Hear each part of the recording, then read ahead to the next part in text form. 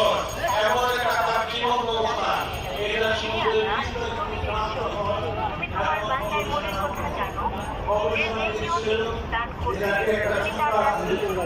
শীতের দিনে অ্যাথলেটিক্স এবং ক্রিকেট এগুলি খেলছি। আমরা কোনোদিন কবিতা পড়ে নাই, গল্প পড়ে নাই, শুধু পাইলে সময় পাই না। যাই হোক, এখন সেখানে একটা কবি আর অলরাউন্ডার পারফরমেন্স